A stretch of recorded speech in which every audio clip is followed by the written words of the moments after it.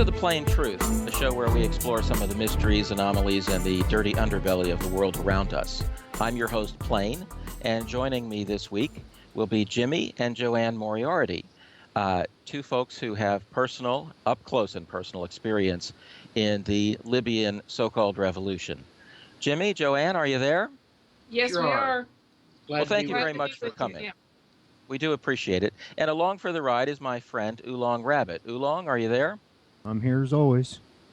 Well, glad you could make it. Well, let's get started. And a lot of our listeners are going to have some idea of what's gone down and be skeptical of the whole so-called Arab Spring and all this kind of thing. But they're certainly not going to know the ins and outs of what went down in Libya. So maybe you could give us a kind of a brief intro into who you are, your company, why you were in Libya, and what you saw for a few minutes. Okay, we were the first we were the first non-government company to go into Libya after the treaty, which was signed in 2006. Joanne and I traveled in there. We arrived on the 1st of January 2007. We planned to go in there for a look-see, spend 5 days. They asked us to stay over because our technology was so revolutionary. We stayed an extra 10 days. In the end, we signed a contract to rejuvenate 2,500 monster wells, about 1,200 foot thick pay zones. That would have equated to about $1 billion of our product. So we were proactive to do whatever was necessary to fulfill those contracts, and we started looking for a good Libyan partner, and because it was such a different culture, we didn't find one within the next 20 or so months. We started building a plant in Houston. That plant was blown away by Hurricane Ike. Joanne said, well, we should build in Libya anyhow, so we went back, found a perfect partner. That was the Social Security Investment Fund of John Zur, which is a resort area about 42 miles west of Tripoli. Signed the agreements with them the 2nd of January 2011. Signed the agreements to move into a new free zone, which was going to be built on the near the Tunisian border on the Mediterranean. And I left there on the 8th of February. About 6 or 7 days later, the fighting started. There was no Arab Spring ever. It was absolutely a made-up reason to take over Libya. That was well documented and proven by Dennis Kucinich in a long interview with him. The war games, which were played by France and England and monitored by the United States, were conducted in 2010. Their plan to take 11 ships into the Mediterranean, start off with a no-fly zone, and all those things was to begin about the 16th of March. They beat that timeline by a month. So it was a complete put-up deal. There was never any Arab Spring. That was all manufactured by the CIA. And if you talk to Jerome Corsi or any other of the experts, they say that the CIA is an absolute rogue entity, and that the whole fiasco, everything that happened in Libya was a catastrophe. Now then, the results of NATO executing 60,000 bombing raids into Libya, incidentally, that's more than the entire combined bombing raids of World War II, resulted in 500,000 Libyans being killed. 2 million Libyans are in exile. Another million homeless inside Libya. 2 million that are still in their homes are living in terror. Libya is now owned by the Al-Qaeda, Muslim Brotherhood, and all the other radical Islamists. They are using Libya as their training center. So from 5.5 million people, 500,000 were killed, 2 million in exile, 1 million homeless, and 2 million living in a complete state of anarchy. So that's the result of the phony Arab Spring. And let me tell your folks something, that in the future, anytime they look at a foreign country, and if the people that are having an uprising are holding up banners and signs in English, then for sure it was the CIA that made those signs for them. Well, then that's every revolution. There you go. Yeah, I guess outside this country. I would like to add that we were invited back to Tripoli to be on an NGO fact-finding commission in May of 2011 while the war was going on. Libya had requested of the UN to send in fact-finding missions before they declared a no-fly zone or bombed Libya, because what they said was happening was not happening. And by the UN, their own organization treaty, they have to go in. It's requirement they go in on a fact-finding mission before they do a no-fly zone or anything like that. Libya requested it 3 times, and they were just ignored. So there was some NGOs that were organized by world organizations, and we were put on one of those lists. And so Jimmy was actually the president of the NGO fact-finding commission that we went back to Libya in May of 2011. We stayed there over 100 days. We were trapped in Tripoli. We were captured by Al-Qaeda at the end when NATO came in and just blew up Tripoli and brought their helicopters in and mowed people down in the streets. And we were sentenced to death. We were taken to their torture center in the Moriarty Hotel, which is the Radisson, and 3 miracles saved us. But I want to say before that time, during the time when we were in Tripoli, it was completely peaceful except for the bombing raids every day. And we were witness to incredible atrocities by NATO. Bombing of hospitals, schools, power plants, water supplies, an embargo of Tripoli of the 2 million people there with no food, no medicine, no water, completely against the Geneva Convention, complete war crimes. Now, if you'll let me back up and describe Libya prior to the NATO destruction. When a young couple got married, the government gave them a gift of $46,000 as a wedding present. The home that you lived in cost you 10% of your salary for 20 years, and then it was yours, title without any interest. Utilities were free. That was water, gas, electricity. When your children were born, the mother was given a $5,000 gift. The hospitalization was fully paid, and if you could not get the treatment inside Libya, then the government paid you your hospital bills outside of Libya, as well as your travel expense and travel expenses of a family member to travel with you. Your education was fully paid to the extent that your brain would support. We knew a young man that was getting his PhD in England. He had a wife and 2 children. Besides all of his expenses paid, his monthly stipend was £4,950. That exceeds $7,500 a month.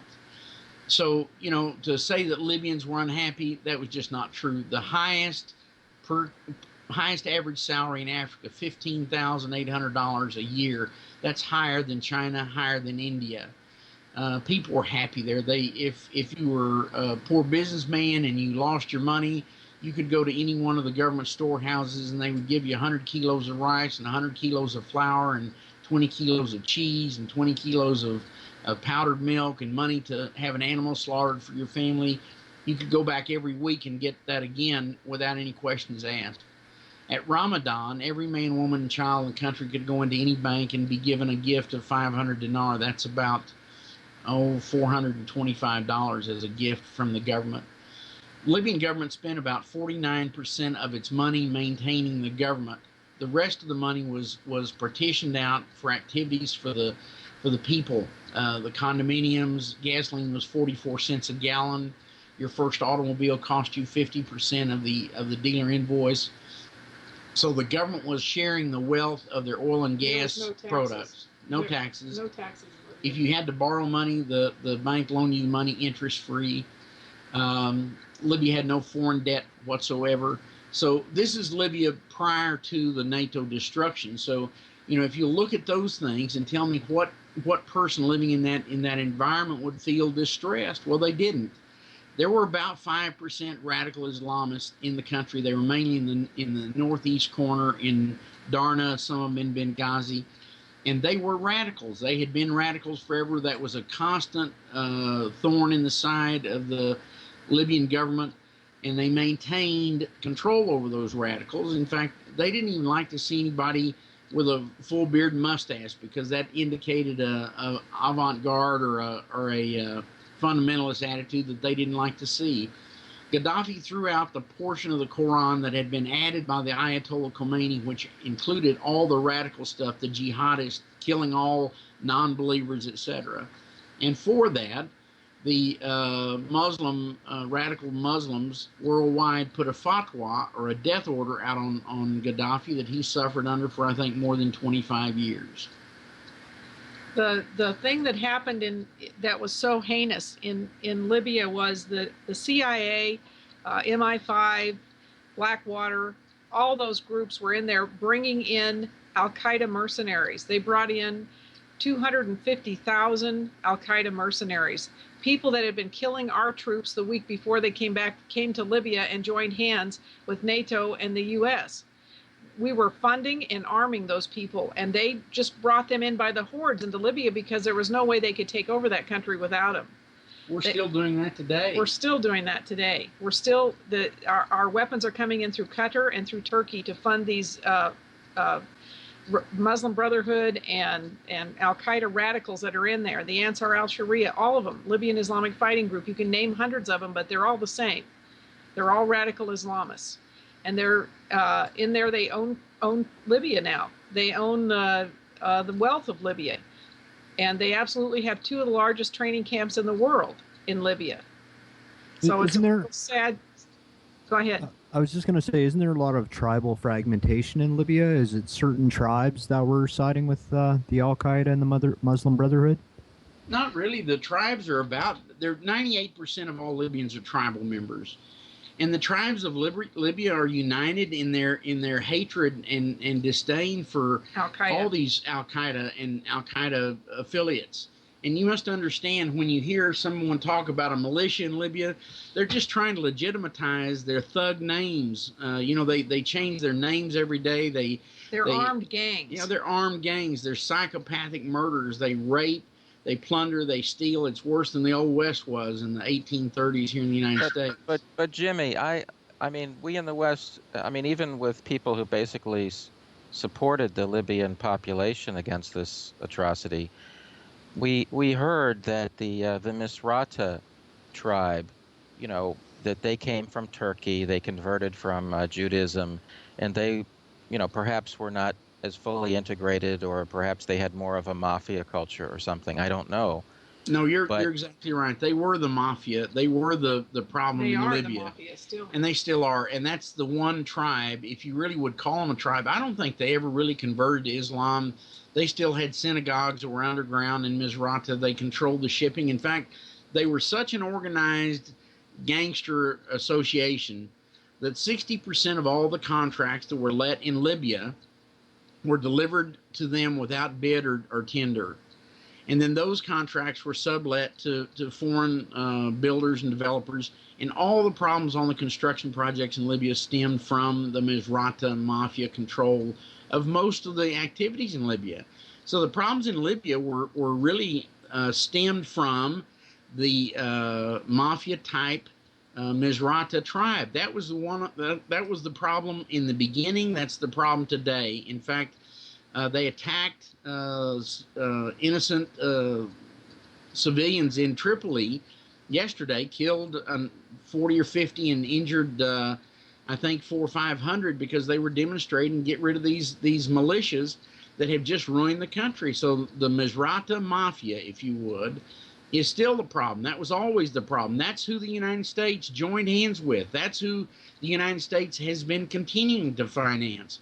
All the weapons and all the accoutrements of war that were delivered by Chris Stevens from the United States, France, and England to Qatar into Misrata. So that continues to this day. The thing about the tribes in Libya, the majority of them go back some thousands of years. You have to look at Misrata. They've only, the people from Turkey that came there, that immigrated there, it's only been 150 years. So they came to Libya with a completely different mindset. And it is true that they were Jews, and they still are, because during the war we learned that the second day that these Misrata militias took over the city of Misrata, they hung the Star of David over the largest mosque in Misrata.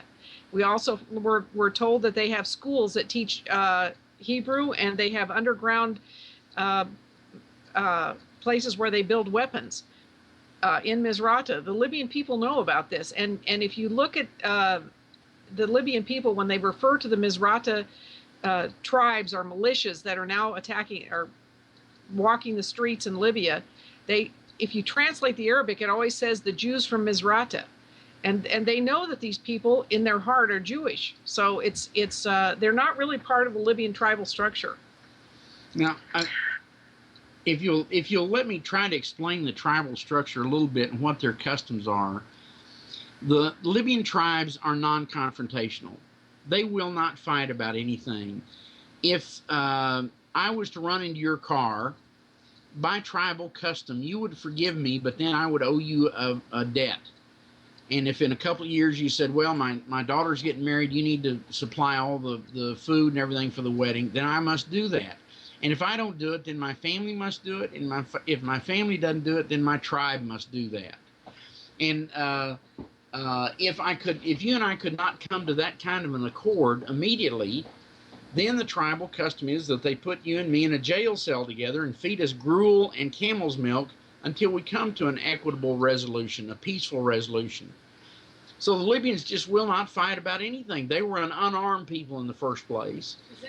There were a few of them that had weapons, Zintan, that were they're old Berbers from the mountain area and the desert areas. But by and large, I'd say 98% of Libyans had no weapons at all. We knew one of our good friends was an ex-ambassador to Tunisia, very wealthy man. His entire weaponry amounted to an old 22 caliber air rifle. So Joanne and I never saw weapons in Libya. The police on the street, the ones conducting traffic, they did not have any weapons. And really and truly, the problem with Libya, the reason it's so easy to overrun them is because the people are non-confrontational. That's their culture. Well, in hindsight, though, I mean, those of us who have a jaded view of NATO would ask a lot of questions and wonder, because, I mean, we have General Clark, Wesley Clark, talking about, in other words, it was pretty obvious that NATO and the United States wanted to rearrange Africa and especially the Middle East, and maybe break up a bunch of countries, you know, turn Libya into a place for AFRICOM, that kind of thing, right? I mean, these plans were not very hidden, if you ask me. No, they weren't subtle at all. Right. Now, I'm originally from D.C., and so you can say my perspective's a little different, but I think it was, so a lot of questions. What was the Libyan government thinking? What were the Libyan people thinking, the tribal leaders, whatever? Because I could have told you, actually, a lot of people could have told you that something like this was in the cards. Well, yeah, you're right. It had been in the mix for some time. In fact, the Treaty of 2006 neutered Libya. And removed Gaddafi from power. Yeah, Libya, right, and the question is, okay, but if you're on the Libyan side, okay, you got to know what's coming. No, I the mean, Libyans... First comes the neutering, but then comes the abattoir, right? You have to understand, Libya was blacked out, if you will, of the world community for 38 years. So the Libyan people themselves are quite naive. In fact, even the FDA equates Libya to one of the 7 naive countries in the world where you can do FDA testing without all the money it's required over here. But the Libyan people and the tribes tried desperately to talk to the people who were causing this war. We were in the one of our trips was into a prison, the Abu Salim prison in Tripoli, where the tribal leaders released 250 rebels.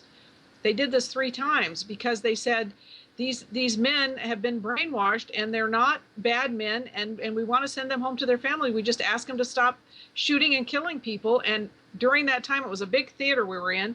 They asked the people to stand up who was Libya, who was from Egypt, who was from Tunisia. There were maybe 10% from Libya.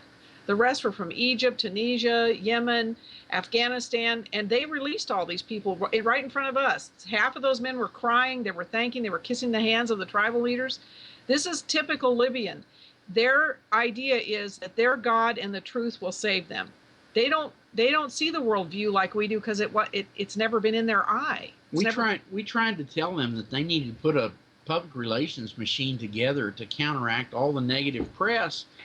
And they said, no, we don't need to do that. And as Joanne said, they really believed that the truth and their God would win. And I said, when you've got a big gorilla bombing you daily, you've got to do something about it. And they kept believing that their God and the truth would save them. They are so innocent in their understanding of the world that it was terrible. Now, the reasons that Libya had to go, you're right about the AFRICOM. Libya, South Africa, 4 other countries had said not ever would they turn over military control to anybody. And of course, the United States is bound and determined to have a war with China, and they want to keep China away from the natural resources in Africa. Therefore, AFRICOM is an important step in that direction. The other thing, Gaddafi had organized the African Bank, which was a gold-backed currency for the continent of Africa. This would have completely separated Africa from the toilet paper bankers, from the Rothschild group, and would have made Africa independent and given Africa an opportunity to grow rather than be exploited. And for that reason, the Rothschild group wanted to kill Gaddafi and kill the African Bank. The third reason is that since Gaddafi had stepped down from power in 2006, he had plenty of time on his hands. He was a brilliant guy. He was an African Union supporter. He'd pulled all the old treaties that had been violated by all the Europeans that had colonized Africa. He put all those together, made a class action lawsuit against all of those countries for the abuses and the non-payments, etc. The lawsuit was for $7 trillion. It had been filed in international court, and as the attorney said, it had legs. Therefore, the Europeans wanted to get rid of Gaddafi and quell that problem. So those are the three real problems. Now then, the benefit that the exploiters, we're talking about the oligarchs, the One World Order, Bilderbergs, Rothschild Group, whatever. Libya had $241 billion in cash and cash equivalents in the Fed system. It had 150 billion euros in Euroclear. So that was over $500 billion of cash. So it would be a good profit center to knock over that country and just take that money, which they did. Inside Libya, there was another 39 billion in cash, 179 tons of gold, 2,000 tons of silver, lots of tons of other precious metals and heavy earths. All that's disappeared. So, in effect, they used Libya's money to kill Libya. And the Libyan people have no money. The oil has completely stopped flowing, and that's been a lot by the resistance in Libya. They're trying to get their country back. But, when you bring in 250,000 mercenaries in order to overthrow a country, then you're going to have to maintain control of those people, because it was not a revolution. It was not a popular uprising. It was a coup d'etat. It was an overthrow of that sovereign country. More like an invasion. And I'm Exactly. guessing I'm guessing most of the jihadis made their way to Syria by now. Well, yeah, no, there's still, I don't know if there's 150,000 or more still in Libya, because they now own the country. That's their staging point. As Joanne said, the two largest training centers, Al-Qaeda and its affiliate training centers, are in the northeast section of Libya. And they're bringing in radicals from all over the world. They're training them there. And this is the part that should wake up the Americans. Since October of 2011, Al-Qaeda has owned the passport office in Libya. They are sending in several hundred Al-Qaeda radicals to the United States every month. They're being funded with $4 to $5 million. They receive a permanent green card, multiple entry visa. Thank you very much, the Secretary of State's office in the United States. And that is several hundred a month coming to the United States since October of 2011. If that doesn't scare you, then you're fearless. Well, wait a minute, Jimmy and Joanne. I mean, let's face it, Al-Qaeda and the Muslim Brotherhood are Western instruments. Absolutely. Sure they are. I mean, it's no surprise. I mean, it's not something talked about in the press very much, but when you talk about them attacking us in Afghanistan, but some of this is just to give an excuse so that we can put the military where we want, like where the opium is or something like that. That's right. Yeah. They're the foot soldiers of the CIA. So what they are is a dirt cheap army for us. And in some ways, this Arab Spring resembles the one 100 years ago, the Lawrence of Arabia Arab Spring project, right? Now, they probably had more legitimate grievances, but even set aside Libya, but Syria or wherever. Look, the whole world has legitimate grievances, right? Everywhere. That's right. Right. There are very few decent governments on earth. No, I'm not sure. That may be an oxymoron anyway, a decent government. Well, it's unfortunate, but what it means is it is possible to find a minority group, whether it be, Jewish immigrants or whether it be the Berbers, because the Berbers didn't really care for the Libyan government, I believe. Well, what You know, happened the was Gaddafi was quite excellent at juggling the tribes. He's the first person ever in Libya who got them to work together. And he took the Berbers and put them in charge of the banks. Everybody became working together. So it was a real smart thing he did. Now, when the overthrow of Tripoli happened, the Berbers ran in immediately and cleaned out all the banks. So the Zintan tribe, which are the old Berbers, they're loaded with money because they cleaned out most of the cash out of the central bank and the other banks in Tripoli. They're the Barbary pirates. Yeah. They're the Berbers. Right, of course. That's what and this is again a thing that the Western press intentionally didn't talk about, and those supporting the Libyan government, for like you're saying they're naive or whatever, did not explain even the most basic things, like who are the Zintan tribe, what is going on, why would this happen, none of the history, none of the context, I guess is what I'm saying. Yeah, you're absolutely right. We sat with the tribes during in the 2011 time that we were there in the summer from May till the end of August.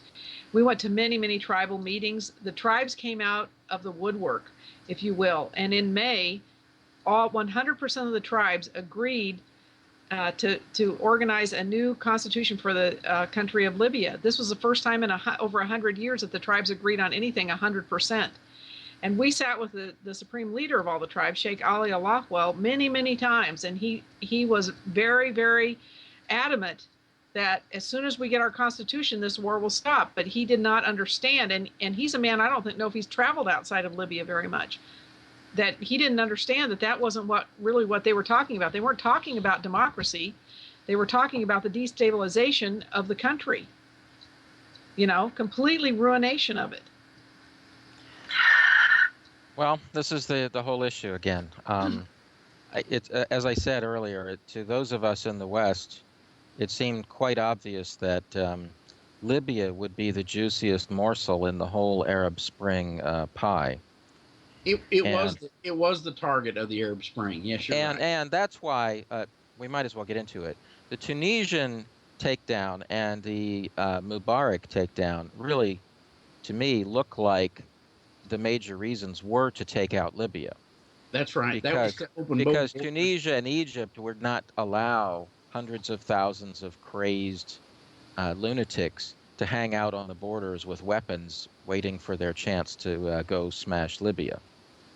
You're exactly correct, and those were the precursors. They were the staging, if you would, to knock over Libya, and both of those governments were fairly weak. Egypt was a very, very poor country. They're a net importer of oil, and they have such a very high instance of poverty in that country. I think there's half of the population is in dire economic straits and have been for a long time. So Egypt was fairly easy to knock over. And when the support was pulled away from Mubarak, then, of course, the collapse took place, of course, because the other Muslim Brotherhood affiliate in the Washington, D.C., our president, was supporting his candidate there. And so, those were both to open up the borders left and right, or east and west, if you would, to allow the flow of these 250,000 mercenaries into Libya.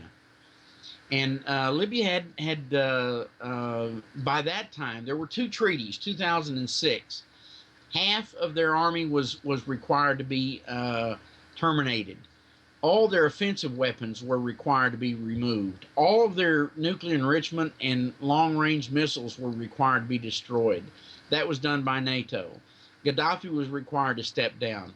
Then in 2009, when the Muslim Brotherhood's favorite friend, John McCain and Graham and those other guys were in Libya, the second treaty was signed.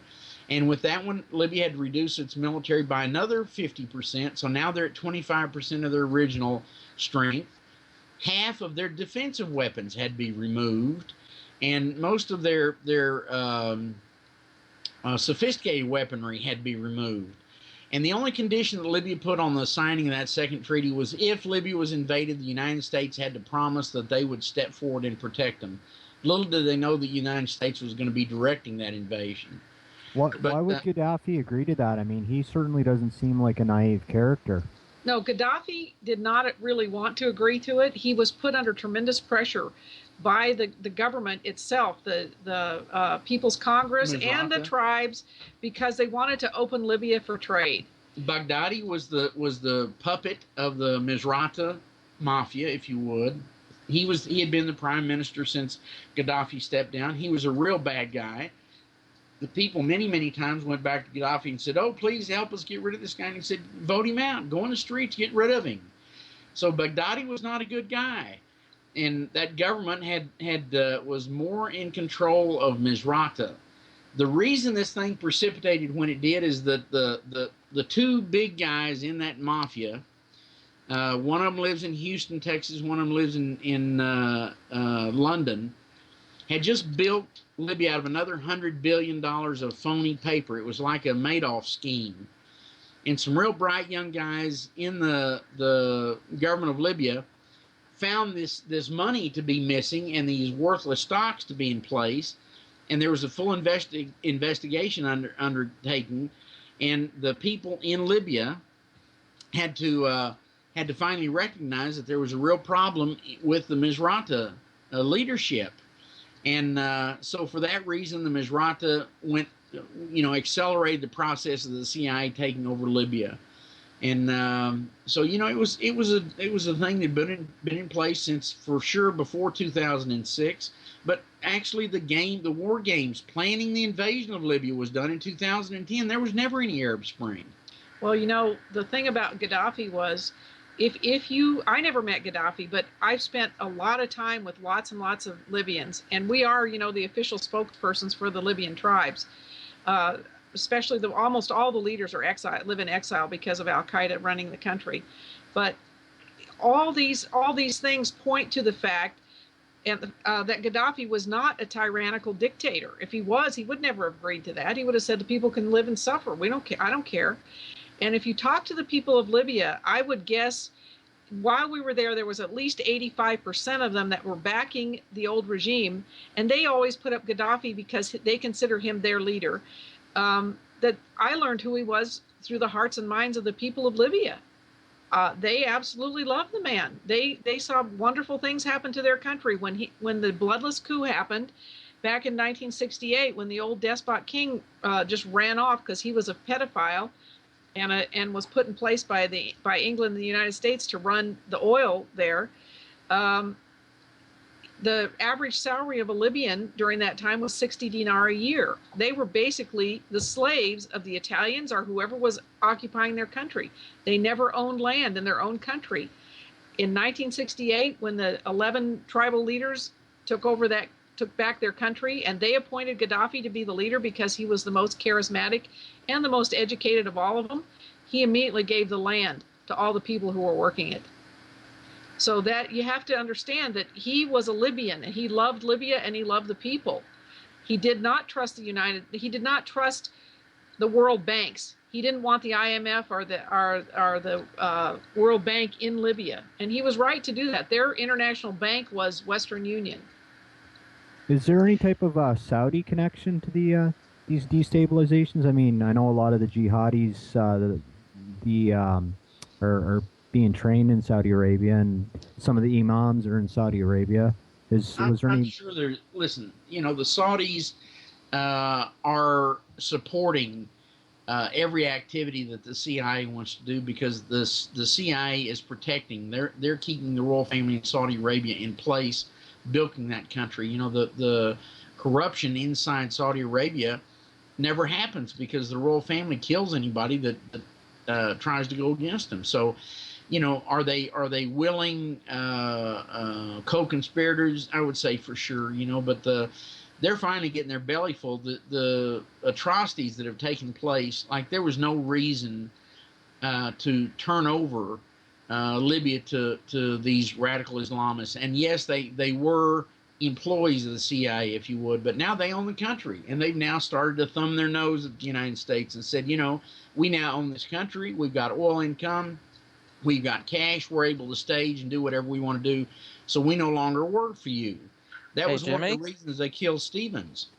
Jimmy, well, let's get into that. But what that means is that's a tragedy. We're going to have to go back to war against Libya. The Pentagon's going to be awfully disappointed. We're going to need more money in the budget because we've got all these crazy radicals, right? Exactly, and another war helps the economy. It's good to be king or whatever, a weapons dealer, right? Well, what you brought up Benghazi, and I mean, we know the PR campaign from the CIA News Network and all those folks in the early stages, but what about this killing of Stevens? What can you tell us about that? Well, we know, I guess we're the only ones that know what happened that night. Stevens had a dinner meeting with a personal representative of the Prime Minister of Turkey. And Stevens was tasked with getting back or recovering the 20,000 man-pad rockets that had been delivered to the Libyan rebels via Stevens, via Qatar, and not any of them had been used. These are very sophisticated shoulder-mounted land-to-air missiles, or rockets, if you would. And none of them were used. In fact, the leaders of the countries contiguous to Libya, Chad and Niger and Algeria, said when the war was going on or the NATO bombing was taking place, these presidents of these countries came forward and said, look, weapons are leaving Libya like a sieve. It's a danger to our country. It's a danger to the world. Something has to happen because the weapons are not being used inside, and they're leaving Libya in mass. So Stevens was tasked to get those back, and he had a dinner meeting with a personal representative of the Prime Minister of Turkey. How do we know that? Because one of the tribal spies, if you would, was serving dinner to him in that compound in Benghazi, and that was never a political compound. That was always a weapons depot. It was a CIA location. It was never a consulate. Never was intended to be a consulate. And when the Turkish told him to go pound sand, they had no intention of using their influence to recover those. The representative walked out the front door of that compound. He was taken immediately to the airport, put on a military plane. When the plane sat down in Turkey, that's when the fighting started. And as you know, or maybe you don't know, but the Libyan security was real upset about that. They didn't want to be blamed for that, so they caught several of the assassins. They interrogated them by their own means, and they determined that Morsi was the head of Ansar al-Sharia. He had financed, and the training for that attack had taken place in Egypt. And Morsi is Obama's best friend. The only better friend Obama has is the head of the Turkish government, and that man believes he's going to be the Khalifa when the caliphate is in effect. That's what happened. There was recently there was a admiral that said that Obama was complicit in the planning of Benghazi attack.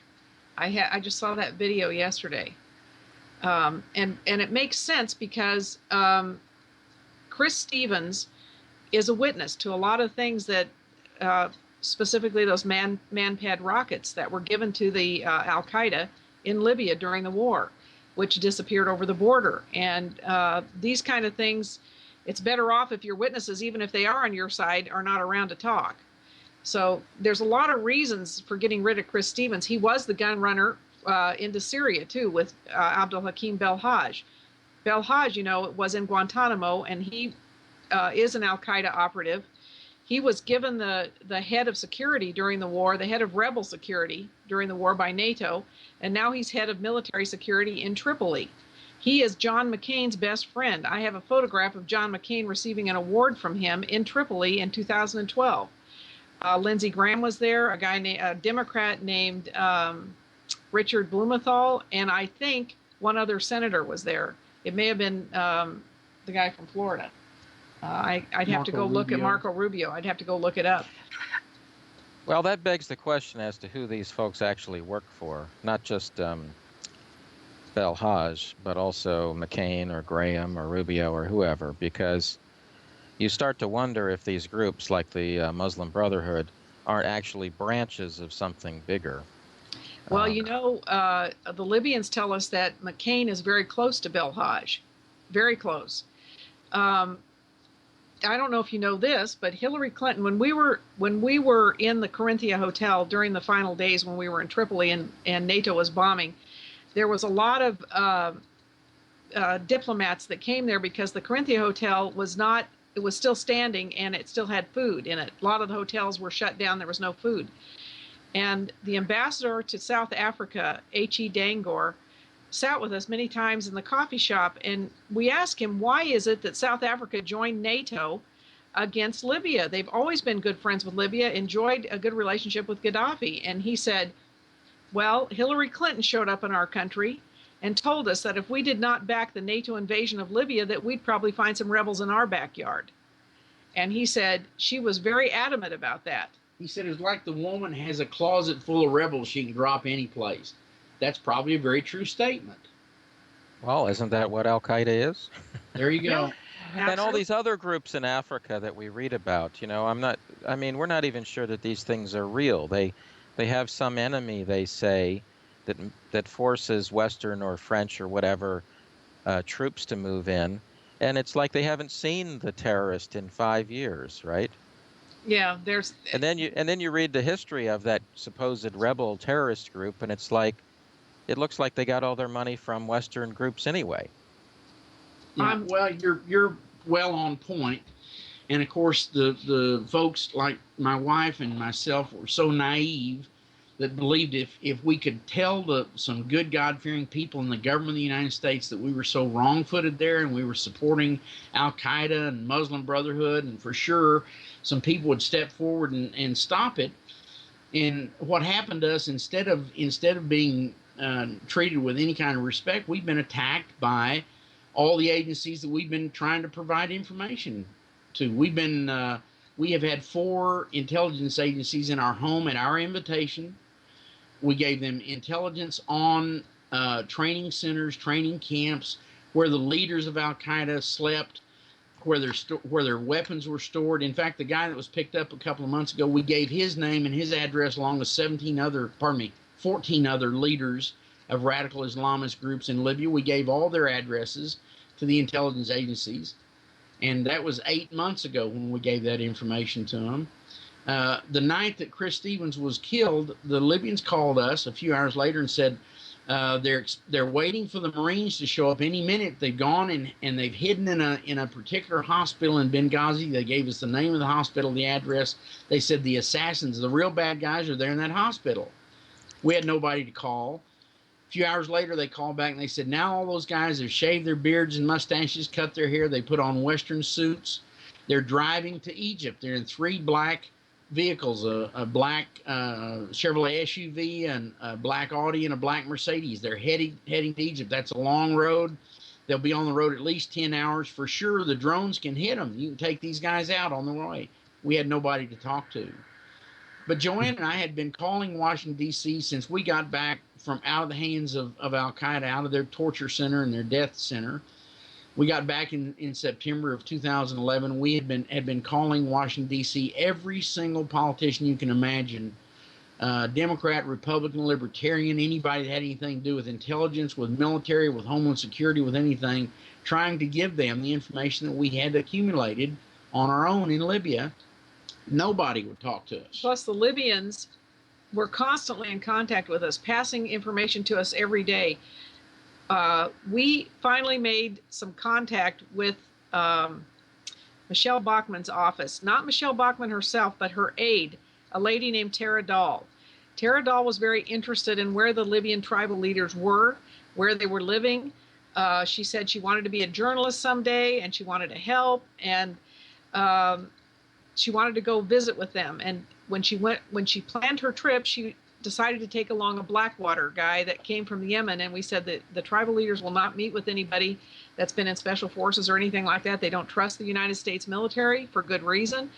And so she got very angry. She didn't go. But later, what happened was there was an attack on the tribal leaders in the area. She knew where they were, and 5 of them were killed by the Muslim Brotherhood. So we figured, you know, she later was the person who introduced us to the intelligence, to a man named Tim Hunt, who is a detective in the Oakland Police Department, but he's assigned to the FBI Terrorist Task Force and has been for 10 years. He's the first intelligence guy we talked to, and he told us that we should be debriefed. We should have been debriefed when we came back from the United States. I mean, into the United States from Libya, but we weren't. In fact, Jimmy was taken by the FBI and grilled for 3 hours when we came in passport control. He said, no, that's not correct. You have to be debriefed. And so he took all our information, but he put us in touch with the DIA, the Department, the Defense Intelligence Agency. And that man called us, the man who represented them. It gave his name as Kevin Smith, but his real name is Eric Maddox. Eric Maddox is very, very famous. He was the guy who supposedly interrogated and found Saddam Hussein, and they're making a movie about him now, and he gives speeches everywhere. Well, he showed up in our house in about 3 days. And he came to our house many times. And he spoke with the Libyans. He also gave us a test to make sure we were talking to the tribes of Libya, because he told us the U.S. has no intelligence inside Libya anymore at all. He said, and we've never been able to find the tribes, ever. Nobody will ever tell us who the tribes are, where they live, where their leaders are, anything. So he gave us 11 questions. For top 40 tribal leaders, what are their names, that kind of thing. And he said, this is a test to see if you really are who you say you are. He gave us 7 days, and we had the answers in 24 hours for him. Sheikh Ali kept all the tribal leaders up all day, answering all the questions for us. Well, can I play devil's advocate? Because, I mean, you're dealing with the devil here in places like D.C. and New York. And say, I mean, any information you give people in D.C., I mean, this is very dangerous. I mean, like you're talking about with Bachmann's aide. I mean, Bachmann meets with Kissinger. That's Lucifer's personal, gopher, right? Got it. So, and Bachmann may not even choose her aides. Kissinger might have chosen, said this is a good, reliable choice, right? I mean, I'm just saying that. I don't know that for a fact. But the point is, so you don't even know that a politician even knows what's going on. They have handlers, right, and fixers and things. So giving information to anybody in D.C. to me seems to be like helping Lucifer. I mean, sorry if I put it that way, but I mean, I would be very leery of giving, the addresses and leadership information about anyone in Libya, because we didn't give them addresses. They just wanted the location where their tribes were where the strongholds for the tribes were. But see, they're all living in exile. So this was information contemporary to locations inside Libya, not where their locations in Egypt. But you're exactly right. We knew this. We had not tried to go public at all. We had been trying to help our government, if you would, fight these radical Islamists, because they were now coming into the United States. Now, granted, we were proactive to see Libya maintain some kind of stability, because we had a huge amount of business that we had booked there. We lost everything we had. We had shipped in all the feedstock and materials to build a $100 million plant, enough feedstock to supply that facility for a year and a half. We lost everything. So, we were active to see that Libya had some hope of coming back. But we also, the reason that we joined hands with the tribes is because Libya, the government, Gaddafi, and all of them were a burned card. There was no amount of babo you could scrub on those guys to clean it up. But the tribes were a shadow government. They were a legitimate shadow government in Libya. Nobody knew anything about them. So we made the conscious effort to go out and try to promote the tribes as who they were, the legitimate shadow government in Libya. And so that's how we became close with the tribes. They trust us. They have never trusted any foreigners ever. And so when we found ourselves being threatened by the intelligence agencies, and this was the CIA gal that came into our home, and she threatened us. She said we need to forget about Libya. We need to start our lives over that day if we ever wanted to have a life. And I said, that sounds like a threat. She said, you stand down. If you ever want to have a life, you need to do exactly what I'm telling you.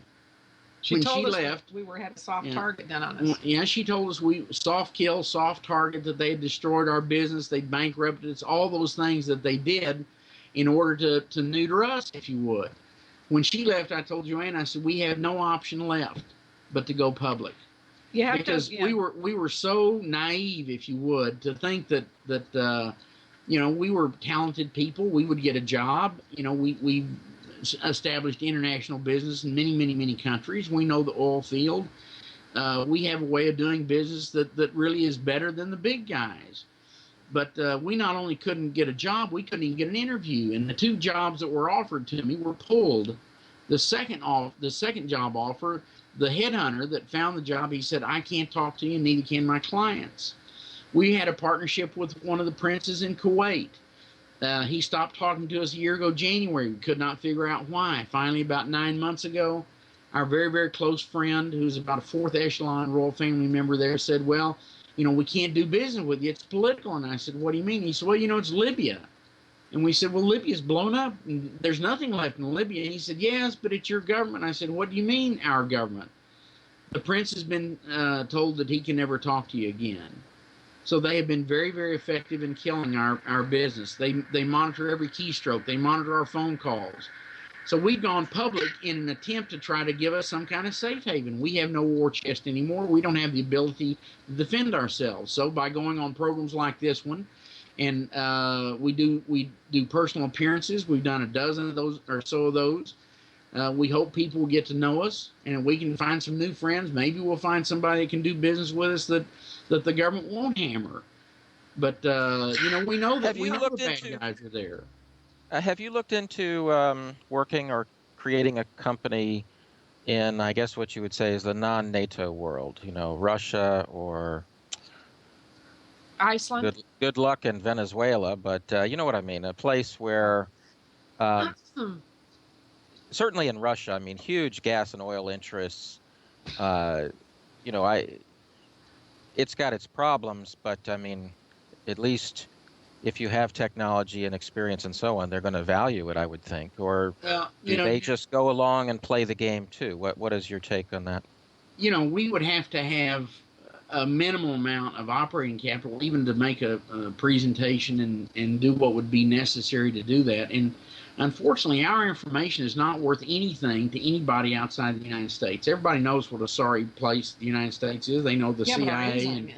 Oh, I'm talking about your company, though, the enzymes and so on to make oil. I mean, the whole world is having a problem of oil depletion, right? Maybe Russia. Yeah, we also do what about Iran? I mean, look, I'm just saying the we'd have to get there. We're so broke at this juncture, we have to put bread on layaway. So, we don't even have the ability to make the moves necessary to go present ourselves and our technology.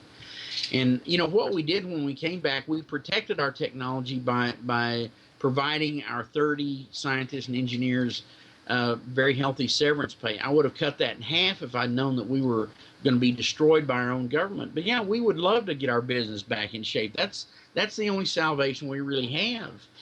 And, fortunately or unfortunately, about 11 days ago, we finally had a sit-down meeting with Pete Sessions. He's a congressman from Dallas. We had a 2-hour one-on-one meeting with him. We told him the first 30 minutes, we told him our story. He said, can you talk to any of these intelligence guys? And Joanne said, sure. And so she gave him the name of one of them. He said, call him. Joanne called. He answered the phone. We passed the phone to Pete Sessions. He gave the man his private cell phone number and said, call me back in 15 minutes. And this man called him back. Pete talked with him about 30 minutes. He came back after that conversation. He said, okay, you all are 100% genuine. Everything you've told me is correct.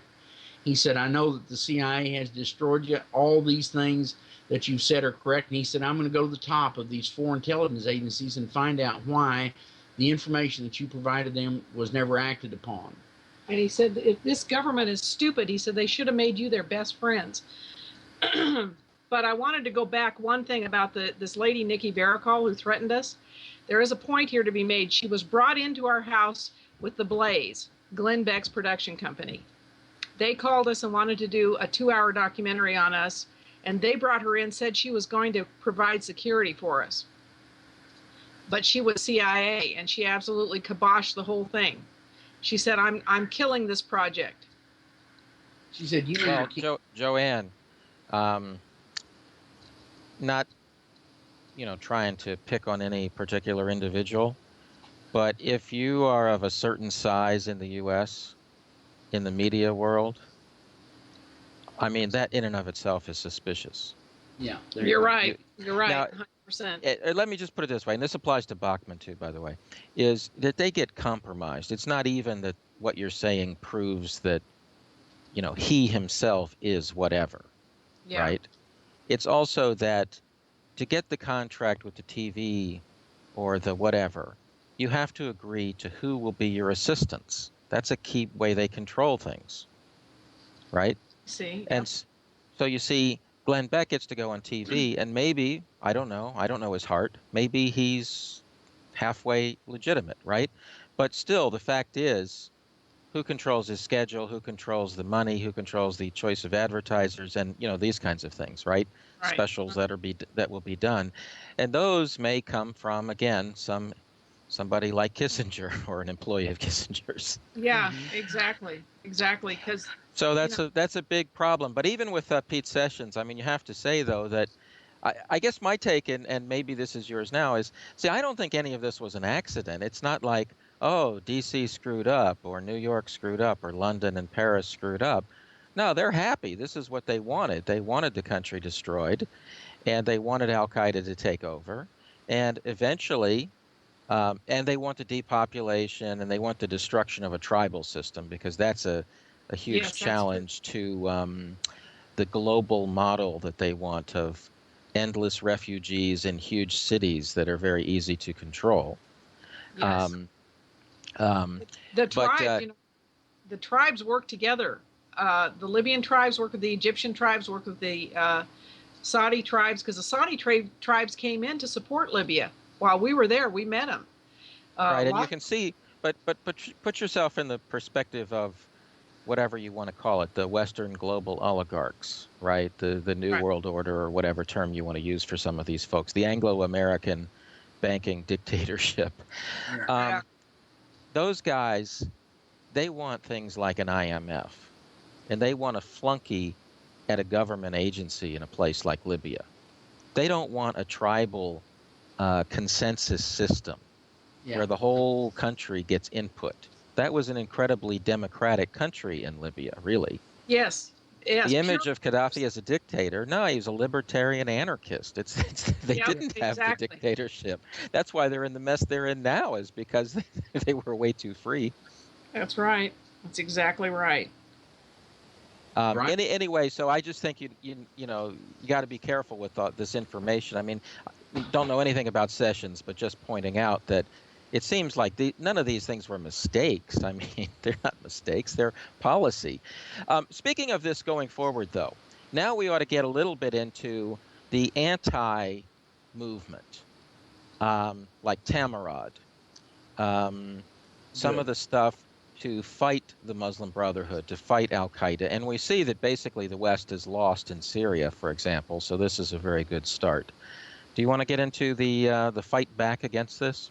Sure. Tamarod was the group that was, we're kind of encouraged by them. They're the ones that started the uprising in Egypt against Morsi. They caused his demise, and Tamarod is getting a huge amount of support worldwide from all the Muslims that are sick and tired of the radical imams and the depression that they suffer, and the women in particular. In more progressive countries, the women are beginning to shine, and they're educated, and they're business owners, etc. In the depressed countries where the imams rule with a heavy hand, that fits the model of the oligarchs exactly, because they control them, and if you make the wrong statement, then they can kill you. Nobody's gonna say anything because it's a religious deal. But the fact is that the Tamarod has been very, very successful, and their numbers are growing. They're now in the process of making a full-blown attack against Hamas and Hezbollah, and they say they're gonna clean up that part of the world from those entities, and they're gonna go country by country and get rid of the radicals, no matter who they work for, no matter who they get their paycheck from. And so we're encouraged about that. And, we're discouraged because from two different sources, we verified that several hundred radical Islamists are flooding into the United States. That can only mean one thing. That's got to be part of the plan of the oligarchs, the Rothschild groups, to take over the United States and do it with all these radical Islamists. These intelligence agencies were in our home told us that the agenda in the United States was being determined by Muslim Brotherhood. And so, we would like to have the non-fundamentalists start an uprising here in the United States as well. And if you think about if Muslim Brotherhood is MI5, which is the group that started Muslim Brotherhood, I think in 1928, then it's that group that's controlling the United States right now. Well, let's discuss this a little bit. I think most of us are going to say that, Libya had a population of what, 5.5 million, 6 million, Yes. or something. And so 200, 300,000 radicals was a serious number. But the United States has 300 million people. And so 300 a month is going to take 1,000 years to get to the kind of percent that they would need. I think the issue in the United States is more in high places, not really the numbers on the ground. Those guys on the ground might do some terrorist stuff, and then they might blame it on Iran if they want to attack Iran, that kind of thing. Or maybe they'll even blame it on Libya, because maybe they do want to know next time they'll take over Libya. After all, a lot of people have talked about this Arab Spring is really like a two-stage process in a way, or three-stage. There's overthrowing the nationalistic, military-oriented governments. That's like stage one. But then there's to break them up and weaken them before you can really create a corporate dictatorship, or like an EU or something under corporate control. So maybe they need to go back in. We just don't know. Your speculations might be a lot better than mine, but I'm just saying I think they might be bringing those guys to the U.S. just to cause trouble and to like terrorist attacks and things like that, and then they can use them as an excuse. Yeah, I think you have to weigh in on, look at how much of a push there is to claim all the guns that are in the hands of the U.S. citizens. They're going to they signed a treaty illegally. They're trying to do it on behalf of the United States of America Corporation and declare that NATO has sovereignty over the weapons that belong to the citizens of the United States. I think if they disarm the citizens of the United States, and there's a couple of 100,000 radical Islamists here that are well armed and well trained, and they're in all our communities, I think that now changes the complexion of what that little group could do. But the first thing they have to do is get rid of our weapons, because the weapons held in the hands of the United States people, are quite a dramatic number. Yeah, there's 100 million armed citizens in this country. Well, Jimmy and Joanne, I'm not sure if you agree with me, but I think there, in the last couple of years, has been an exceedingly large number of suspicious gun events in the United States. Yep. And I think a lot of them are obviously full of Hollywood. They if you look into them, you'll see that they've got actors all over and dummies all over and fake blood all over and things like that. And not denying that some are real and some, we are dealing with killers here after all. Look at what they did to Libya. But some of it is full of Hollywood, or at least a fair bit. But look, I think the listeners are going to be totally with you on this. There's no question there's a push to get rid of guns, and that would make America more vulnerable to this. But let's get back, though, to the issue of the Tamarod and the anti-movement. Okay, so I have a fair bit of knowledge of Egypt from relatives there. And it looks to me like essentially the Muslim Brotherhood is basically collapsed. Yes, yes. And they're going to be on trial, for taking money from the U.S. Embassy.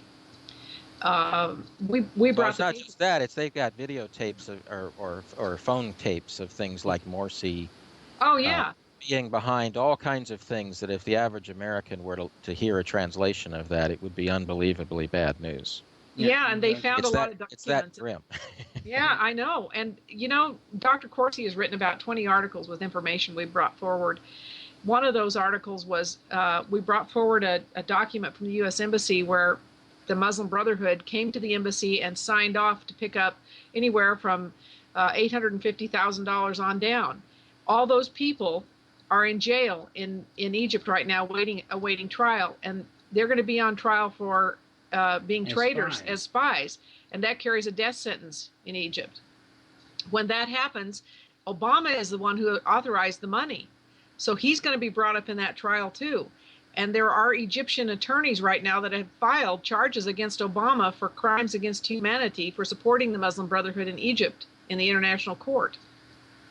So well, I think Sergei Lavrov, the Russian foreign minister, went to Egypt a day or two ago.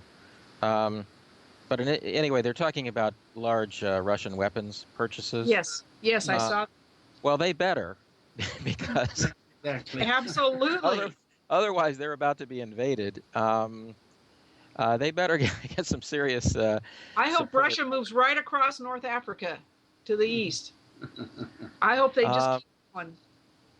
Well, I tell you what, it's painful for those of us of a certain age from America and remembering the Cold War, but I know. It's really embarrassing how far the U.S. has sunk, or the Western world in general. Yeah. And then it is a positive that Russia is, if not if you don't want to say a positive force, at least much more of a rational thing for the world. Yeah, and they aren't afraid of NATO. There's very few places that are not afraid of NATO. And so, them going into Egypt does something to AFRICOM now, doesn't it? Because if you start thinking about Russia making a move militarily and helping some of these countries, then they're not under AFRICOM. A couple of years ago, Paul Craig Roberts, who was with the Reagan administration, he was being interviewed, and he made a comment about NATO being the owned and operated by the United States, and the interviewer said, "You mean the United States controls NATO?" And he said, "Yeah, UN and NATO." So you have to look at those two entities as puppets. And so by transferring all the sovereignty to NATO, then that takes the voting people here and those all over the world out of the loop. But I think you're right. I think that the people in this country, there's too many armed people. Yeah, who know and understand what's going on, and with each day that goes by, they're more and more prepared. So it'll be very difficult, I think, in the end. Well, I guess what I was trying to say is let's what you saw was really a tragedy and evil beyond belief. But moving forward, or being kind of on the positive side, I would say there's a lot of positive news. The Muslim Brotherhood, Egypt is by far the most important Arab country and one of the most important Muslim countries. And the Muslim Brotherhood is collapsing there. And they probably wanted to either provoke some wars or break it up. And create terror zones around the Suez, and that might force Israel to take over the Suez. And Morsi wanted to privatize or sell off the Suez Canal, right? I mean, yeah. So there's a lot going on that I think is positive. And if it takes Russia or China or, to avoid these horrible outcomes, well, then that's better than a horrible outcome. And then look, in Syria, these Muslim radicals are on their last legs as we speak. Yeah. And this is a positive, too, because as your story gets out and as everyone else gets out, and Lavrov goes around the world talking about things and so on, and these tapes of Morsi, right, phone calls of Morsi, I mean, that story that he wanted to send troops to Syria or something, right? That Yeah. was incredibly shocking to the Egyptians, like my relatives. The idea that you're that crazy, that you'd Yeah. want to get into that mess, and Yeah. you're beyond the pale. You're nuts. Okay. Yeah. It was And his so buddy here in Washington, D.C. encouraging him, right, but it lost all sense of rationality from the point of view of a normal Egyptian. Yeah, And I understand. and so this Tamarod movement can spread, and it is spreading. It's not just Egypt now. I mean, Tunisia, some of these other Muslim countries, I think the radical Islamic side, and this includes Turkey, are under a lot of stress now. They may Yeah, not last. they're going after Hamas. That's their next target. Right. Um, You saw the Egyptian army. They're tearing up all the tunnels and things like that, Yep, right? yep, exactly. And Mohammed Badir, who is one of the leaders of the Tamarod, said he's the one that told Obama, "We don't want your money, and we don't want your embassy, and we don't need your advice. You don't know our country." He told Obama that. So Yes, and so anyway, the positive news is that while Libya has been destroyed and is in anarchy and so on and so forth, that's really terrible. On the bright side, the whole evil project of these Western bankers or NATO types seems to have hit a wall. yep, Now, some of that wall is Russian missiles, I'm sure, and also Putin's determination. But let's be fair, a lot of it is just the fact that there are people standing up. I mean, you're paying a tremendous price, but even just in Egypt, I mean, you've got, well, let's face it. I mean, you have tens of millions of people all over trying to do something about these crazed groups. But I think we've got as big a crazy in Washington D.C. as we've ever seen. If you'll go back and look in the archives of the press, you'll find on September 3rd of this year, the same day that a bunch of nuclear weapons were moved into North Carolina, and the same day that one of the generals that was in charge of controlling nuclear weapons was fired. That totals about 195 ranking military in the United States have been fired. On that same day, a U.S. submarine off the southeastern corner of Spain fired 2 rockets, 2 ballistic missiles towards Damascus, and Russia shot them down. And they've come back 4 or 5 days later, and they've now made the story up that it was practiced by Israel. Practiced by Israel. And Israel first said they didn't know anything about it, and then I guess Israel had a come to Jesus meeting with somebody, and then 10 days later they said, "Oh yeah, we were practicing Shooting at Damascus." But there were two submarine captains that were fired that day. And so the story, I believe, is the one that was first put out in the press. We had 5 different copies. They may be back on our website. They kill our website regularly because that's probably on there. And so, that there is somebody that is so insane with a trigger on nuclear weapons in Washington, D.C., that they'd fire 2 rockets at Damascus. They're going to buy us into that war like Roosevelt did in World War II. Is that what the hell we're seeing? In my opinion, there's a faction in the Pentagon or the military-industrial complex that wants a war against Russia and China. That's probably why they just replaced the nuclear military general recently. That's right. That's right. That's right. Well, I think they fired him the same day. They moved a bunch of nuclear devices on the 3rd of September, and then he was fired on the 3rd of September, and then those rockets were fired, and 2 submarine captains were fired. That a lot of things happened on the 3rd of September. And I was going to say, I think Alex Jones had put out a story that a nuclear weapon had gone missing, or somebody was ordered to transfer one off base and circumvent the regular process. Yes. And normally I take what he says with a grain of salt, but I mean, the ducks do seem to line up this time. Yeah, I think you're right. I think so. Well, okay, so the point is we're in a dangerous period of time. I mean, that's obvious with this whole Arab Spring because it really wasn't going to stop with Syria. I mean, that's part of taking down Iran, for example, which is a huge, much more modern country with a military-industrial complex of its own, right? I mean, so Right. we're talking about the forces behind this Libyan war are really reckless because this could lead to world war. Yeah. Because I mean, from a listener, to people hearing this, think for a second, put yourself in the position of Russia and China, because they're the folks with the big missiles and money. Whoever's behind this is really reckless and dangerous. And in the case of Russia, you're talking about creating tens of millions of desperate, radicalized Muslims right on your borders.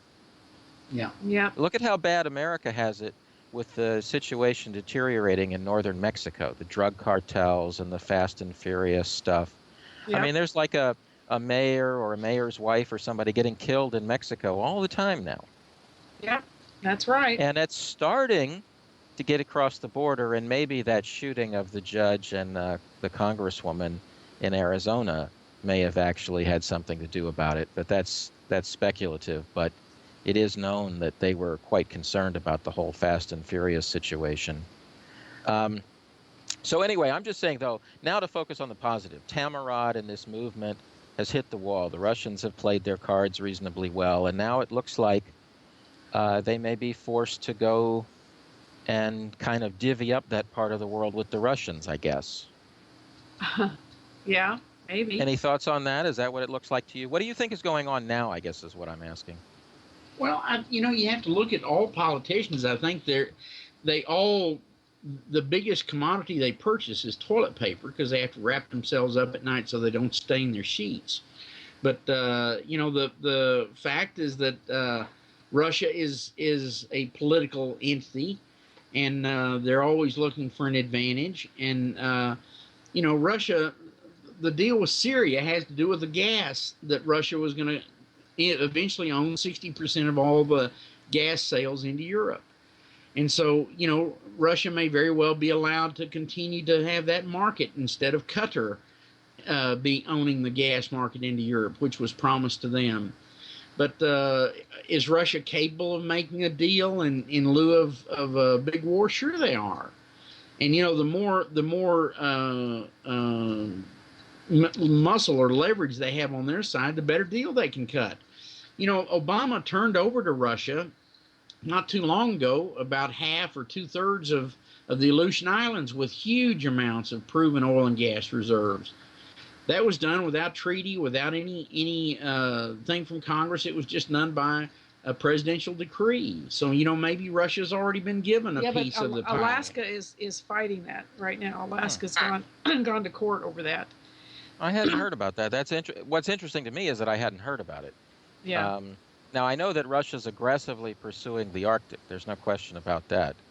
But that's interesting. But look, let's also point out that there have been signs that the Obama administration and the Putin or whatever administration have been trying to come to terms for the last, I don't know, year and a half or something, whatever, couple of years. They've been trying to find some way. And that doesn't make Putin a wonderful guy, or you know what I mean. I'm not trying to praise Obama here, but you could see the signs that they're trying to cut various deals. Yeah. Yes. I think that the deal about the 2 rockets or the 2 missiles the U.S. shot down, it was actually Russia that asked the media to stop broadcasting that information because Putin was in very serious peace discussions with Washington D.C. at the time. And he published an article, 14 statements or 14 points he wanted to present directly to the U.S. People. Did you see that? He wrote a letter to the people of the United States. Well, it was in the New York Times. I mean, yeah. Oh, was it? I don't know. I just saw it on the internet. But,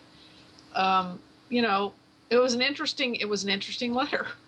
Actually, I don't know your view. I thought it was written not to the people of the United States. I thought the truth is it was written to the power brokers or whatever you want to call it, the more elite. Probably. In other words, it was kind of like, are you nuts? Are you willing to go? Are you willing to go to a missile war that, at minimum, is going to see the Middle East blown up? Because for sure, I mean, come on, the whole thing is easily attacked. Even just Iranian missiles can wipe out a large percentage of the Middle East. Yes. Sure. Yes. And that's not even adding in the fact that Russia, Lord knows what they've really put in And they've got. I mean, do you ever go to YouTube and watch videos of modern missiles?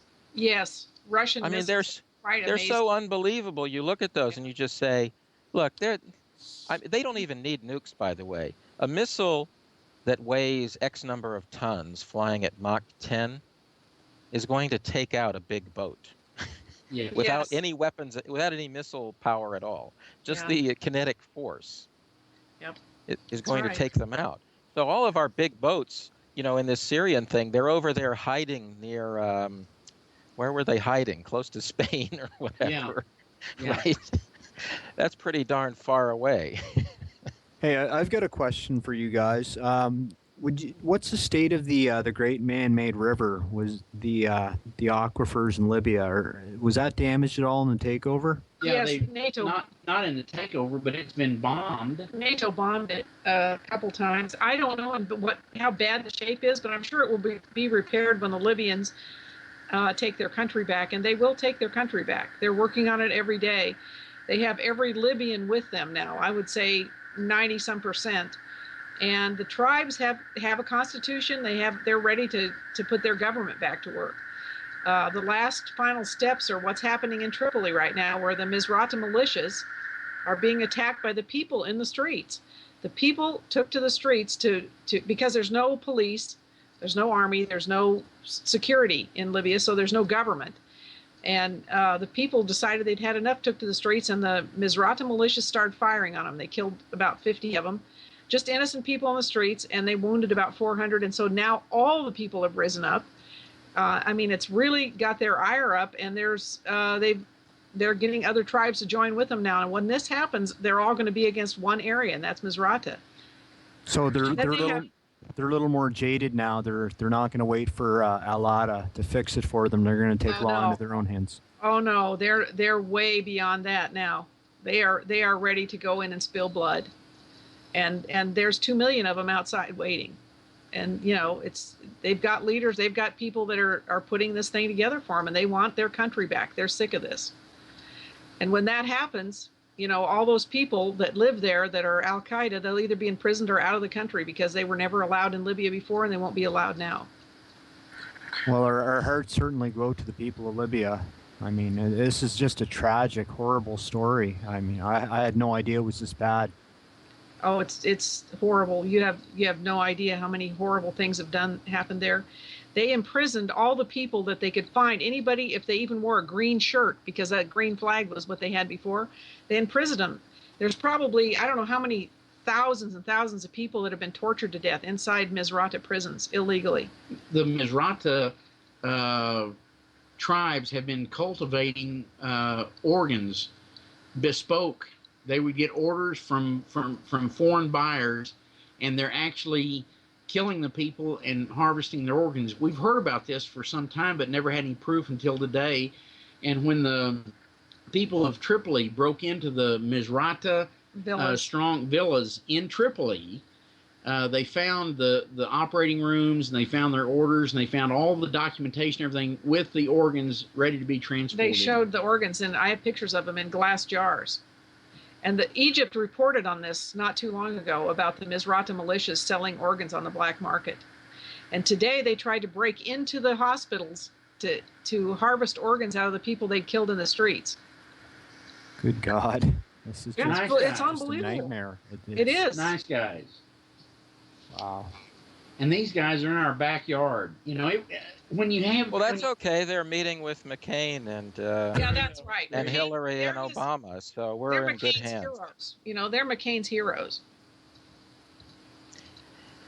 Isn't it amazing how we grow up in the U.S. and I guess Oolong, it's the same in Canada. Patriotism and love of country, and these guys with the flags in politics. Oh man, are so bad. I mean, it's beyond. They're evil. They really are. McCain. They are satanic, really, actually. Yeah, maybe he is the Manchurian Candidate. Who knows? Well, it's hard to say. Maybe they're just they when they requested demons enter their body, they lost control or something. Yeah, I don't know. Must be it. I don't know. Going back to the pre-war Libya. I have a question that's a little unusual. Have you ever heard of there was a car factory they were working on and it was about to start production? Because Gaddafi had been very interested in automotive technology and he'd helped design a lot of things. You heard anything about that?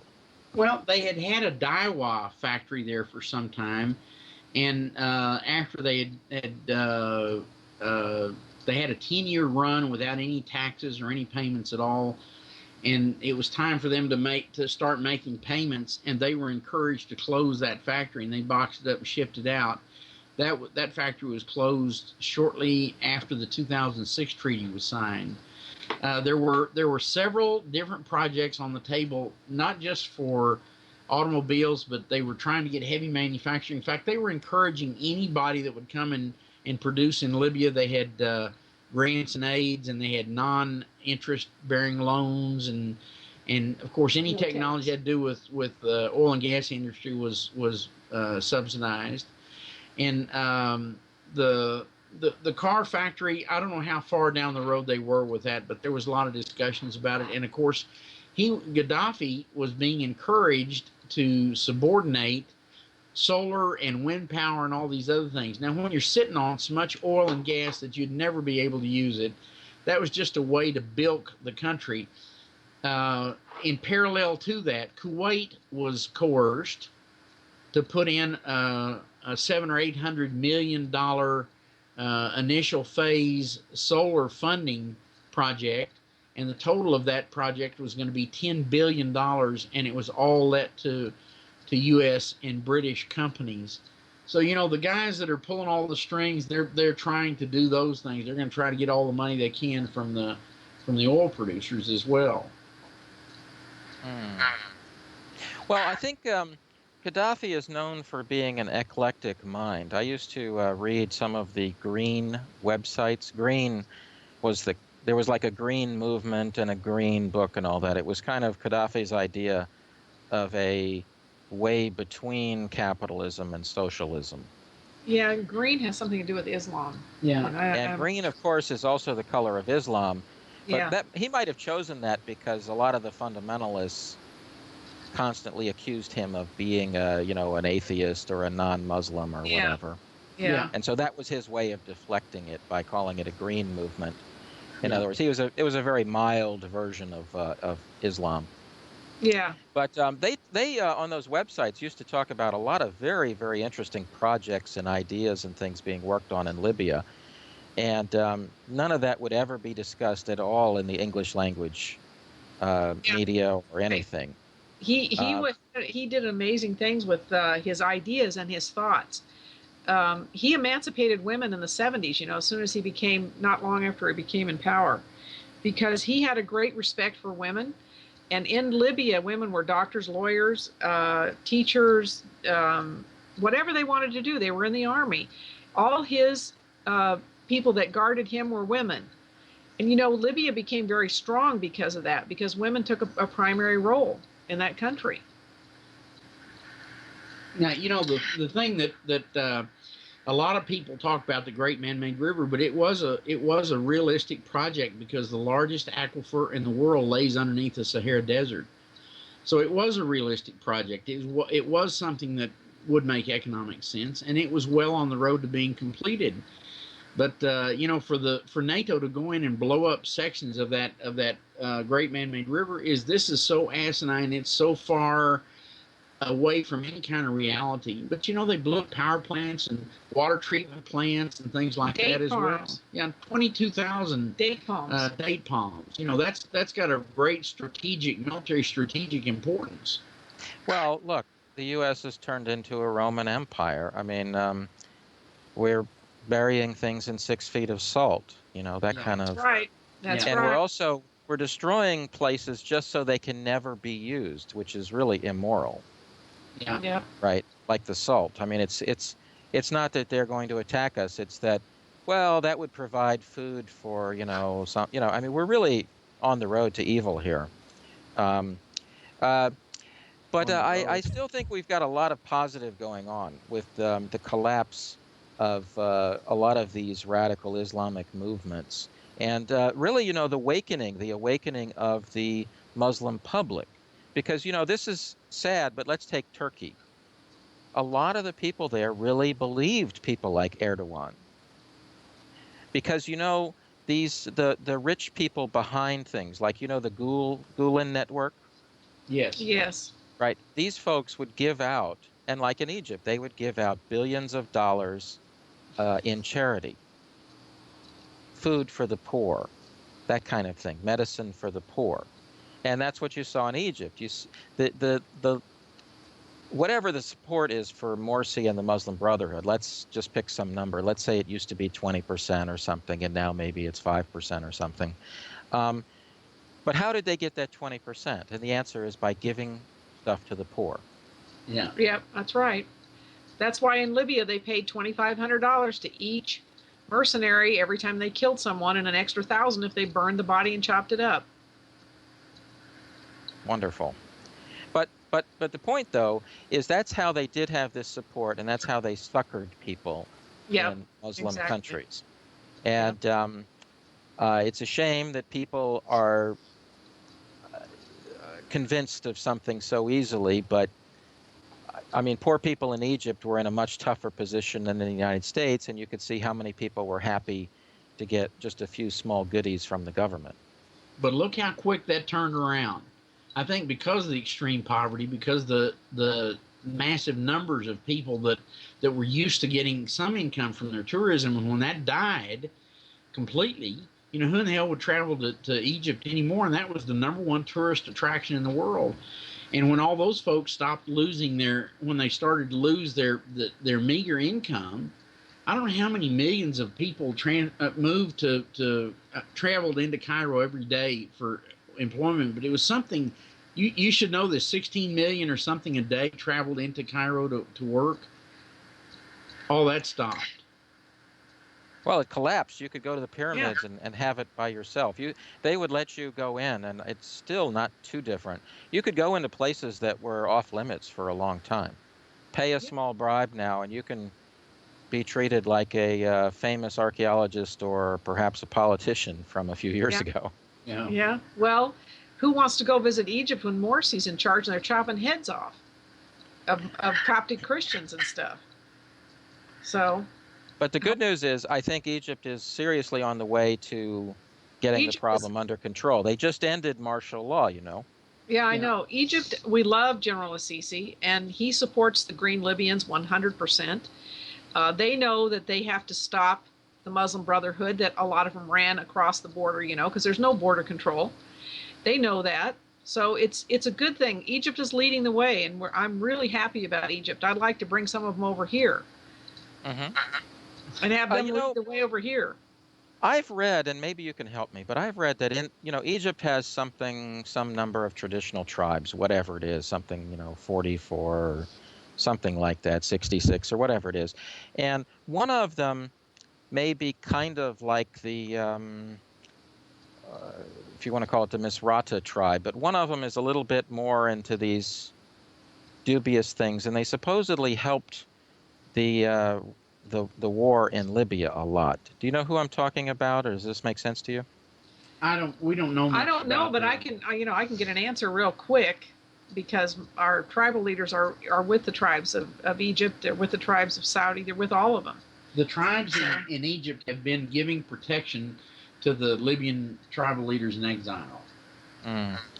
Well, you know that some of the tribes in eastern Libya kind of cross over. They've got branches, relatives, related tribes in Egypt.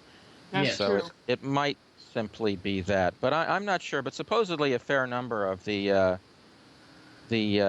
fake oil workers who were actually mercenaries came from Egypt, and a fair number of them were in that group. But anyway, this, as I say, I'm just from reading the green websites or whatever. I don't remember the details. There were a whole bunch of Egyptian fighters, mercenaries in Libya. I know that for a fact. I saw them myself when they were released from prison. But I think when we were there before the war, the years before, Libya served as, if you will, a place for poor people to come and work. I think there were 2.5 million people in Libya working, many of them from Egypt. who were sending money home and supporting their families. We went to the refugee camp outside of Libya in Tunisia and we saw, I don't know how many million, there was 1 million refugees there, and they were angry. They were really angry. They said, this is stupid. This war is stupid. Libya is a good country. And they've been doing a black genocide inside the country. And so all these African people had moved out because they were all being killed or blown up or threatened. So they all had to leave. And they were really angry. I mean, weren't they? Seriously angry. Yeah, but I think Egypt, because of the, there were so many people there that were living hand to mouth during the times of great tourism. And when that stopped, I think the turnaround, and because of the population is so massive in Egypt, I think the turnaround happened there because it was always a breath away from absolute poverty by a bunch of them. And when the new government of Morsi not only did not help them, but hindered their lives, I think it was real easy to get a better foothold there. And now then the TMRN has based on that success, they're now gaining impetus, and they're gaining support throughout. Now, all of us, everyone in the Western world, any thinking person knew that the only way you could get rid of the radical Islamists was for the Muslims to do it themselves. Nowhere at any time has any religion allowed a foreign entity to step inside that religion and clean it up. All the major wars in the world have occurred because they were trying to fight about whose invisible guy was best. And so religion is always a boiling point, is always at a boiling point. And so for the Muslims to be cleaning up their religion from inside is the best news any of us could hope to hear.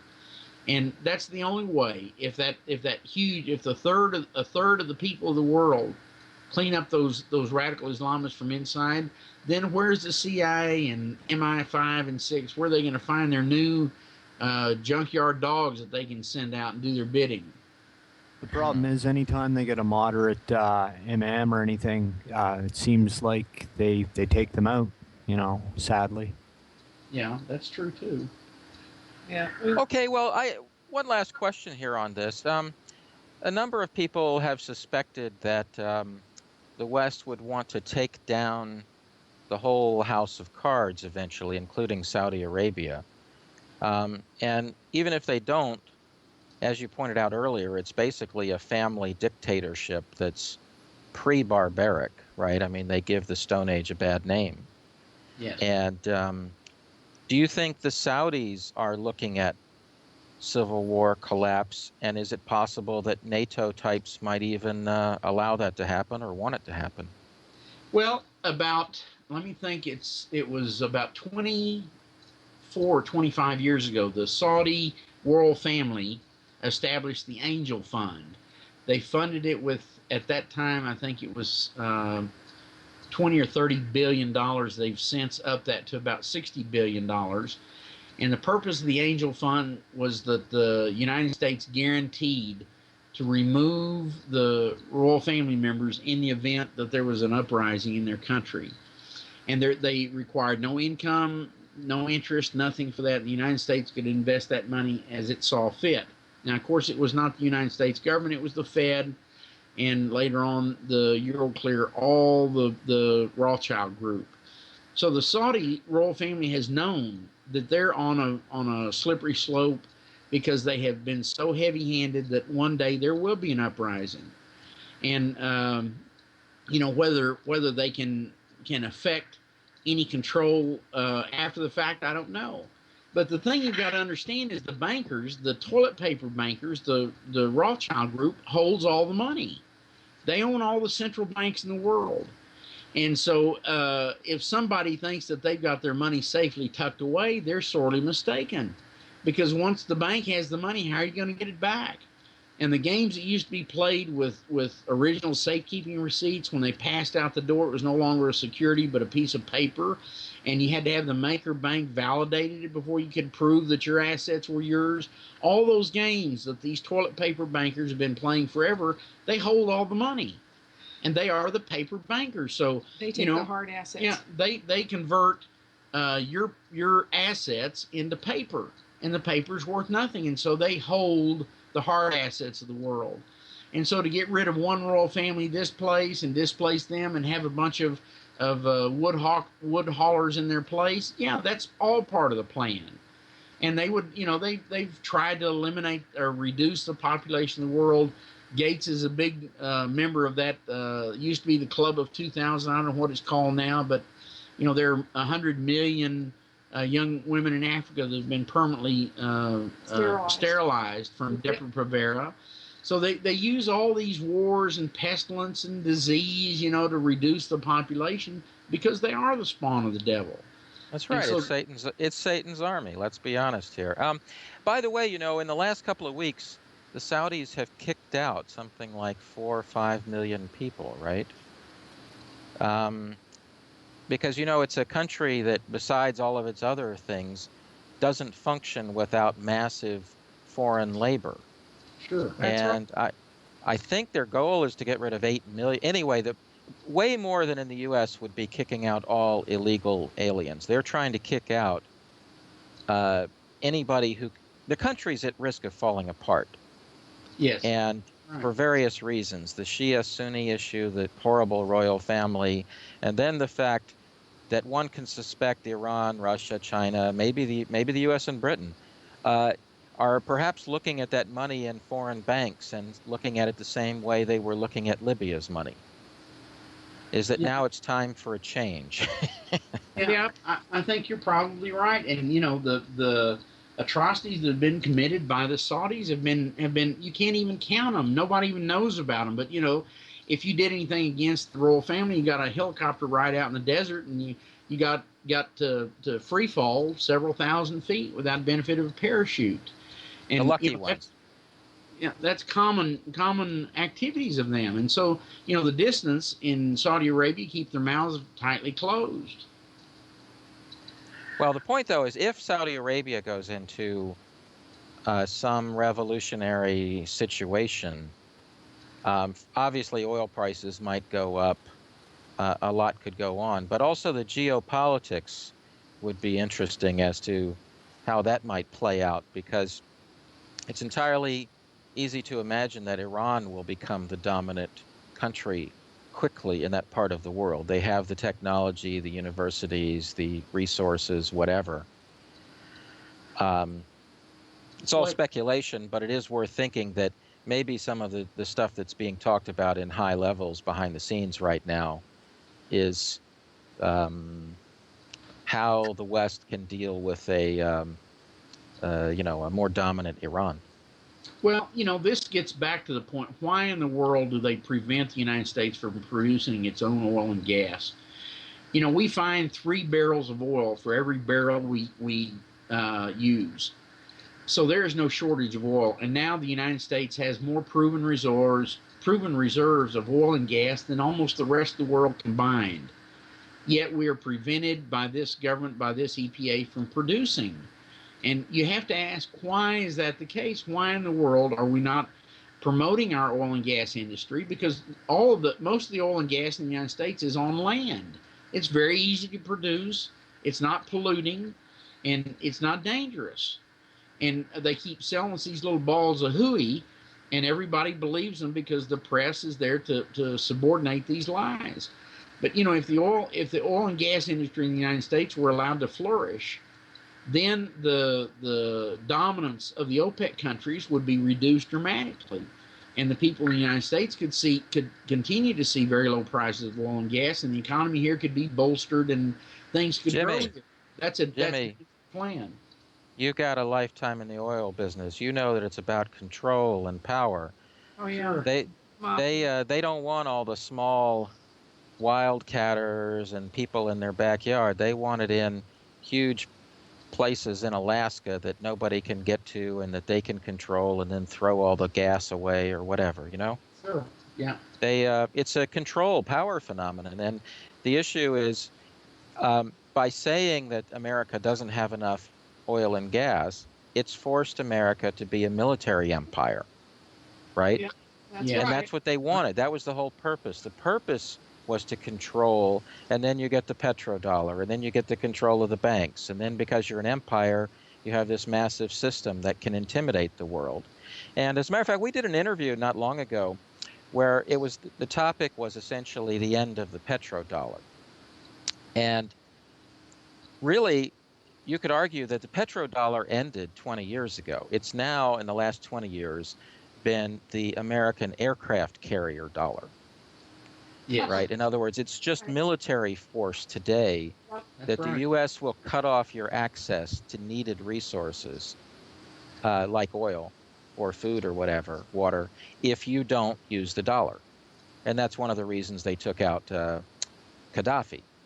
Yeah. Right? Is because of his threat to the dollar system. He hated the dollar system. That's right. And anyway, the point, though, is that the American military power seems to be seriously waning on at least the visible level. And if you travel around Asia, you'll see, well, not just Asia, Latin America, too, you see tremendous economic progress everywhere. And they don't want to be bossed around. And so maybe we're watching the end of the dollar system. Well, China is moving that direction. There's the BRIC countries. Yeah, the BRIC countries are too. But I've got to compliment you all. You all are very worldly wise, and the basis of your information is dramatic, and I'm really impressed with how in depth your knowledge is of the activities of these bad guys. So keep up the good work. God bless you all. It's really refreshing to speak to people who are educated in this kind of thing. Well, thank you. Appreciate it.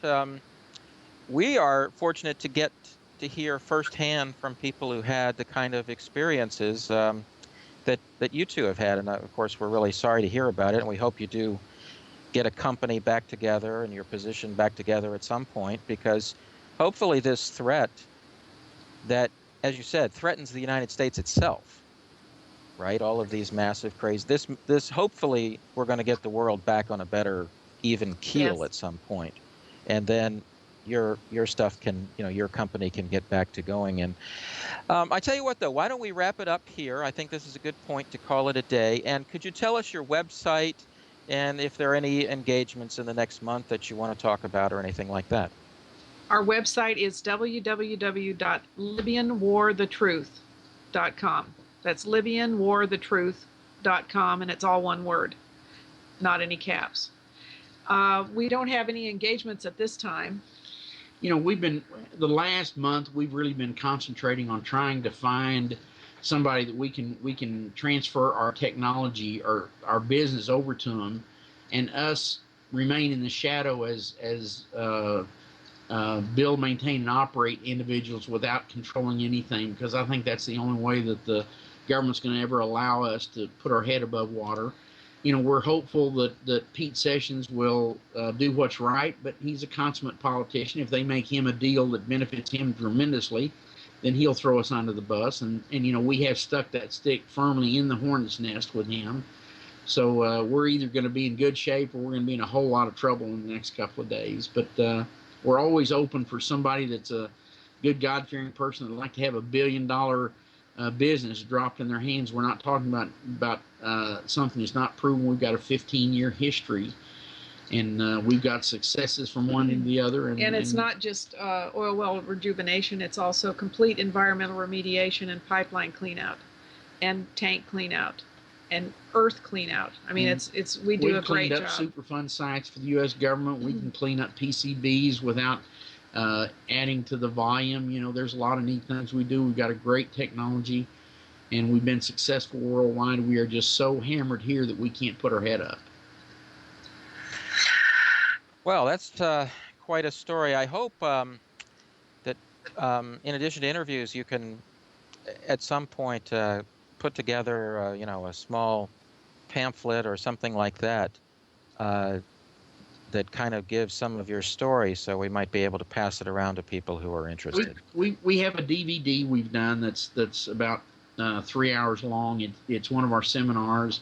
It's got a lot of information we can't put out over YouTube because of the graphic nature. It's got a lot of our story and everything in it. We also have a beautiful business plan.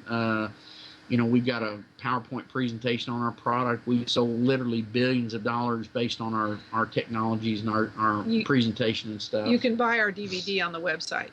it's $10. Mhm.